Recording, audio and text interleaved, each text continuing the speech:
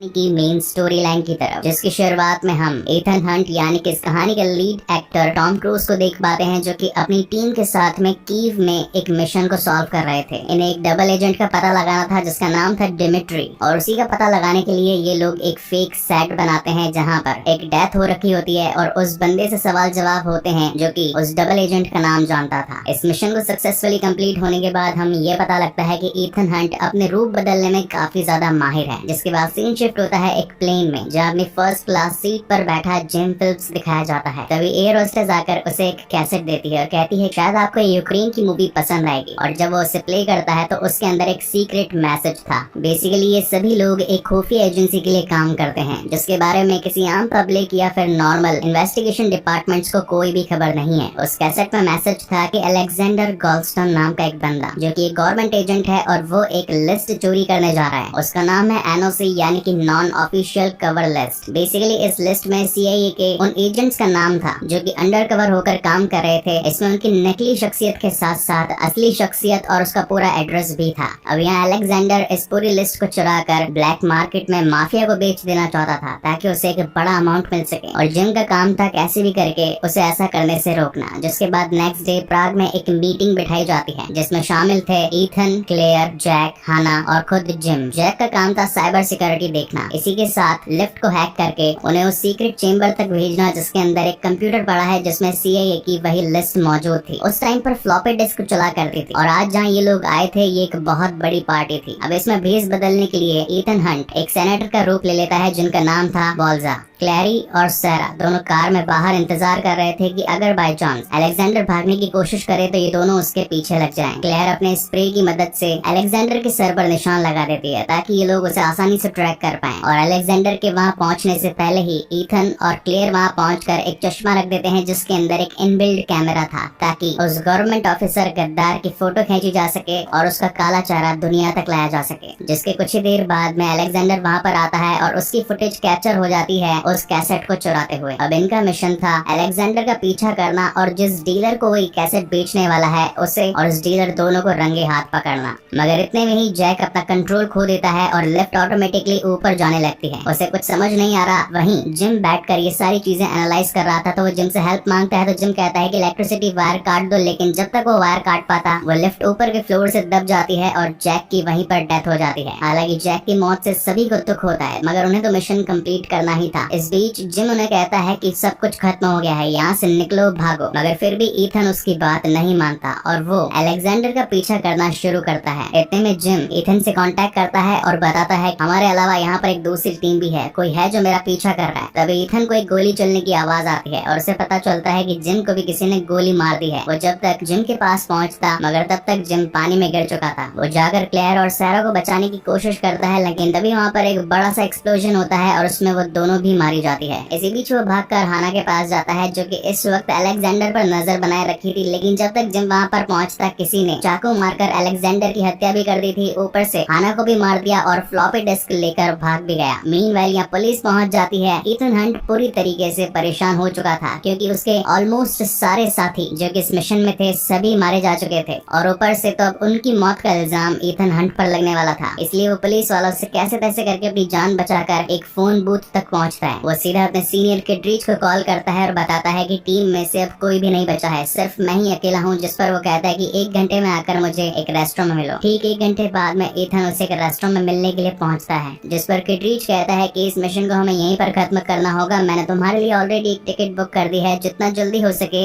यहाँ से निकल जाओ। लेकिन हंट समझ जाता है कि जरूर यहाँ पर दाल में कुछ काला है, और वैसे भी हमारी टीम जिस मिशन पर काम कर रही थी इसके पीछे एक और टीम लगी थी जहाँ पर वो एक एक करके सभी की आइडेंटिटी बताता है कि जब सैरा सब पर नजर रख रही थी तभी वहाँ पर पीछे एक वेटर भी खड़ा था जो उस पर नजर रखे हुए था। वो कपल जो कि ड्रंक होने का नाटक कर रहे थे वो भी दूसरे एजेंट्स थे। जिम मुझसे मिलने के लिए आने वाला था लेकिन किसी ने उसे शूट कर दिया। जिस पर किड्रीच बताता है कि जैसे तुम्हारी ऑर्गेनाइजेशन सीक्रेटली काम कर रही है वैसे ही हमारी भी एक ऑर्गेनाइजेशन सीक्रेटली काम कर रही थी। हमें लग ही रहा था कि कोई ना कोई उस लिस्ट को चुराने की कोशिश करेगा। जिस पर किड्रीच कहता है कि हमें लगता है कि IMF में एक गद्दार है जो कि सारी इंफॉर्मेशन ब्लैक प्रोडक्ट मार्केट में सोल्ड आउट कर रहा है और वो तुम में से ही कोई एक है। जिस पर ईथन कहता है कि मेरी पूरी टीम तो खत्म हो चुकी है। तो यहाँ पर किडरीच कहता है कि हो सकता है कि शायद वो गद्दार तुम ही हो जो हमारी इन्फॉर्मेशन लीक कर रहा है। किडरीच यहाँ पर एक आर्म्स डीलर का नाम लेता है जिसका नाम था मैक्स, और इस लिस्ट को जिसको बेचा जाना था वो मैक्स ही था। और जहाँ तक बात रही उस चुराई गई कैसेट की, तो वो एक नकली कैसेट थी। असली कैसेट अभी भी हमारे लैंगले के हेडक्वार्टर्स में है। कुछ ही टाइम पहले हमने तुम्हारे बैंक अकाउंट को देखा जिसमें हाल ही में $1.5 लाख आए हैं। इसका मतलब तुम ही वो CIA के गद्दार हो जिसने उस लिस्ट को चुराने का प्लान बनाया और जाकर मैक्स को बेचने वाले थे। हंट समझ चुका था कि उसका सीनियर उस पर इल्जाम लगा रहा है, इसलिए वो अपनी जेब से एक च्युइंगम निकालता है जो कि बेसिकली एक एक्सप्लोजिव था। वो वहाँ के एक्वेरियम पर उसे दे मारता है और एक बहुत बड़ा धमाका होता है जिसकी आड़ में ईथन वहाँ से भाग निकलता है। अपने घर पहुँचने पर वो जानता था कि जरूर यहाँ पर कोई ना कोई मुझे पकड़ने के लिए जरूर आएगा, इसलिए वो बल्ब को तोड़कर उसके छोटे कण जमीन पर बिखेर देता है ताकि अगर कोई चलता हुआ भी आए तो ईथन को उसके बारे में पता चल जाए। घर जाने पर वो इंटरनेट पर जॉब 314 के नाम से उस डबल एजेंट का पता लगाने की कोशिश करता है जिसने इनकी टीम IMF के साथ गद्दारी करी, मगर उसे कुछ पता नहीं चलता। तभी उसकी नजर सामने पड़ी बाइबल पर जाती है और जब वो उसे खोलता है और उसका वर्स 314 निकालता है तो उसमें राजा और गुलामों के बारे में एक थ्योरी लिखी थी और वहीं से उसे मैक्स का ईमेल एड्रेस भी मिलता है जो कि था max@job314। ईथन उसे मेल करता है कि जो लिस्ट अभी तुम्हारे पास में आई है वो नकली है, मैं तुम्हें असली लिस्ट ला करके दे सकता हूँ। अगर तुमने उस नकली लिस्ट को यूज किया तो पुलिस आकर 2 मिनट में तुम्हें गिरफ्तार कर लेगी। मगर इतने में उसे पैरों के चलने की आवाज आती है, यानी कि उसके घर में कोई था। वो अपनी गन निकालता है और उसे शूट करने वाला होता है, लेकिन वो थी क्लेयर। ईथन को लग रहा था कि वही गद्दार है जो कि CIA की सीक्रेट इन्फॉर्मेशन मैक्स तक पहुंचाना चाहती है। जिस पर क्लेयर कहती है जब मैं कार में थी वहाँ पर एक्सप्लोजन होने वाला था, लेकिन अलेक्जेंडर को पकड़ने के लिए मैं जस्ट वहाँ से बाहर निकली ही थी और यही रीजन था कि मेरी जान बच गई। मुझे बताओ जिम कहाँ पर है, क्योंकि ये तो हमारा सीक्रेट प्लेस है और सभी को यहीं पर मिलना था। जिस पर ईथन बताता है कि जिम मारा गया। बेसिकली जिम क्लेयर का हस्बैंड था। इस बात को सुनकर क्लेयर बहुत ज्यादा सैड हो जाती है क्योंकि उसके लिए जिम सब कुछ था। इस पर ईथन कहता है कि हमें कैसे भी करके उस आर्म डीलर मैक्स को तो पकड़ना ही है, इसी के साथ CIA के खास गद्दार जिसने मेरी पूरी टीम को खत्म करवा दिया उसे भी रंगे हाथ पकड़ना है। मुझे किडरीच से पता चला कि उस बंदे का नाम है जॉब। अगर मैं डायरेक्ट जाकर मैक्स से असली लिस्ट का सौदा कर लूं और उसके बदले जॉब की डिमांड करूं तो हमारे दोनों ही मकसद कामयाब हो सकते हैं। जिसके बाद वो मैक्स को एक मेल करता है और उसे मिलने का एक टाइम फिक्स करता है जिसके अंदर ये लोग अगले दिन बेंच पर बैठे एक शख्स से माचिस की डिमांड करेंगे और नेक्स्ट डे ऐसा ही होता है। ईथन जाकर उसे माचिस मांगता है, तभी एक गाड़ी वहाँ पर आ जाती है जो कि मैक्स के लोगों द्वारा भेजी गई थी। उसे मुंह पर कपड़ा डालकर मैक्स के सामने बिठा दिया जाता है और ये कहा जाता है कि मैक्स गुमनाम है, ना ही वो किसी से बात करता है और ना ही किसी को अपनी शक्ल दिखाता है, और अगर कोई इससे जाना भी चाहे तो उसे अपनी जान से हाथ धोना पड़ेगा। जिस पर ईथन कहता है कि ठीक है, मुझे मेरी जान की कोई परवाह नहीं, कम से कम मुझे मैक्स से तो मिलवाओ। और यहाँ पर हम व्यूअर्स को पता चलता है मैक्स तो एक लेडी थी जो कि एक बहुत बड़ी आर्म डीलर थी और उसे ही CIA के एजेंट्स की लिस्ट चाहिए थी। मैक्स कहती है कि तुम हमारा साथ कैसे दोगे, तुम तो खुद भी CIA के एक एजेंट हो। जिस पर ईथन बताता है कि मैं पहले उनके लिए काम किया करता था और जो लिस्ट जॉब ने आपको ला करके दी है वो नकली है। मैक्स कहती है कि मैं तुम्हारा विश्वास कैसे करूं और वो उसे प्ले कर देती है। तभी 2 मिनट बाद पुलिस वहाँ पर पहुँचने वाली थी, लेकिन जब तक पुलिस पहुँचती ये सभी वहाँ से गायब हो चुके थे। जिसके बाद मैक्स और ईथन के बीच में डील होती है कि वो लैंगले जाकर उनके हेडक्वार्टर से असली लिस्ट लाकर मैक्स को देगा, जिसके बदले मैक्स उसे 100 लाख यानी कि ऑलमोस्ट 1 मिलियन और जॉब की आइडेंटिटी देगी। इस मिशन को अंजाम देने के लिए इनके पास में टीम ही नहीं थी, इसलिए वो क्लेयर की मदद से कुछ ऐसे अंडरग्राउंड लोगों को ढूंढता है जो कि कंप्यूटर सिक्योरिटी को हैक कर सके और हेडक्वार्टर्स में घुसकर उस फ्लॉपी डिस्क को चुराने में इनकी हेल्प कर सके, जिनमें शामिल थे लूथर और क्रिगर। लूथर का काम था कंप्यूटर सिक्योरिटी को हैक करके उन्हें अंदर का एक्सेस दिलवाना, वहीं क्रिगर का काम था ईथन को रस्सी से बांधकर उस वॉल्ट तक पहुंचाना जिसके अंदर वो कंप्यूटर था। अब यहाँ उस वॉल्ट के बारे में अगर थोड़ी सी बात करूँ तो यहाँ पर 3 अलग अलग सिक्योरिटी बैरियर्स थे। नंबर 1, अगर रूम का टेम्परेचर 1% भी गिरा तो अलार्म बज जाएगा। नंबर 2, अगर उस वॉल्ट में कैसी भी आवाज आई जो कि 5 डेसिबल से ऊपर हुई तो भी अलार्म बज जाएगा। और नंबर 3, एयर डक्ट में बनी लेजर्स, अगर किसी ने भी उन लेजर्स को पार करने की कोशिश करी तो भी अलार्म बज जाएगा और ये सारे के सारे पकड़े जाएंगे। जिसके बाद शुरू होता है इस मूवी का सबसे एक्साइटिंग पार्ट और ये लोग फायर फाइटर्स के बेस में पहुंच जाते हैं सीधा लैंगले के हेडक्वार्टर्स में, जहां पर वो कंप्यूटर था जिसके अंदर NOC की फ्लॉपी डिस्क थी, यानी कि नॉन ऑफिशियल कवर एजेंट्स के लिस्ट। क्लेयर जाते ही अपने कपड़े चेंज कर लेती है और वहाँ का जो एजेंट था जिसे कि सुपर कंप्यूटर का काम दे रखा था वो उसकी कॉफी में उल्टी की दवाई मिला देती है। मीनवाइल क्रिगर और ईथन पहुंच जाते हैं उसी लेजर डक के पास में और अपने इक्विपमेंट की मदद से सारे लेजर उसके अंदर कैप्चर कर लेते हैं। अब बारी थी एक रस्सी की मदद से ईथन को धीरे धीरे उस कंप्यूटर तक भेजना। वहाँ का टेम्परेचर टेम्परेचर धीरे धीरे बढ़ता जा रहा था, इसलिए ईथन वहाँ पर सबसे पहले एक कूलिंग डिवाइस लगाता है जो कि टेम्परेचर को 1 डिग्री कम कर देता है। सिचुएशन बहुत ज्यादा क्रिटिकल थी और धीरे धीरे करके उस फ्लॉपी डिस्क से सारा का सारा डेटा एक दूसरी डिस्क में कॉपी होता जा रहा था। मीनवाइल वहाँ का ऑफिसर उस चेम्बर में एंटर करने वाला था, लेकिन तब तक ईथन की रस्सी ढीली हो जाती है और क्रिगर से वो छूट जाता है। एक वक्त पर तो उसका पसीना भी जमीन पर टपकने वाला था, लेकिन ईथन अपने हाथ में ही उस पसीने की बूंद को गिरा लेता है और फटाफट से उस डिस्क को